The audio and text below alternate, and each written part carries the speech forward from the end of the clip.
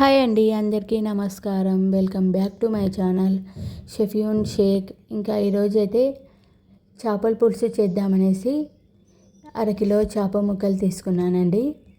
మసాలా కోసం స్టవ్ వెలిగించి కడాయి పెట్టేసుకున్నాను. కడాయి వేడి అయిన తర్వాత ఒక 2 స్పూన్లు ధనియాలు వేసుకున్నాను. తర్వాత 1 స్పూన్ జీలకర్ర వేసుకున్నాను.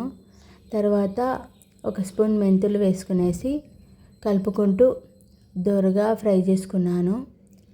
అవి దోరగా ఫ్రై అయిన తర్వాత కొంచెం సేపు చల్లార్చుకొనేసి రోలు తీసుకొని ఆ మిశ్రమం అంతా వేసి మెత్తగా దంచుకుంటానండి. దంచుకున్న తర్వాత అది పక్కన పెట్టేసుకునేసి చేపల పులుసు కోసం ఒక కుండ అయితే పెట్టేసుకున్నాను. కుండ వేడైన తర్వాత ఒక 2 స్పూన్ల ఆయిల్ వేసుకొని ఆయిల్ వేడైన తర్వాత కట్ చేసి పెట్టుకున్న ఉల్లిపాయ ముక్కలు, పచ్చిమిర్చి, కరివేపాకు వేసి కలుపుకుంటూ ఫ్రై చేసుకోవాలండి. అవి కొంచెం ఎర్రగా ఫ్రై అయిన తర్వాత ఒక 2 టమోటాలు అయితే మిక్సీ పట్టి వేసుకున్నానండి. వేసుకున్న తర్వాత కలుపుకుంటూ మగ్గించుకోవాలి. అది మగ్గిన తర్వాత 1 స్పూన్ కల్లుప్పు, 1 స్పూను పసుపు, ఒక 2 స్పూన్లు కారం అయితే వేసుకోవాలి. వేసుకున్న తర్వాత దంచుకున్న జీలకర్ర, మెంతులు, ధనియాల పొడి వేసి కలుపుకుంటూ ఫ్రై చేసుకోవాలండి.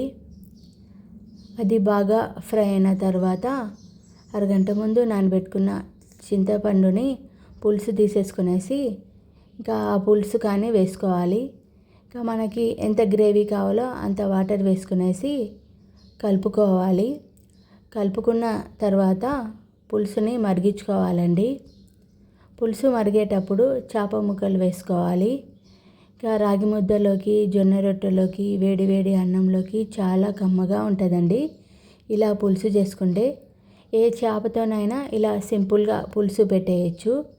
ఇంకా దాని తర్వాత ఎక్కువ కలపకూడదండి. కొంచెం కలిపేసుకొని మూత పెట్టి చేపల పులుసుని మరిగించుకోవాలండి.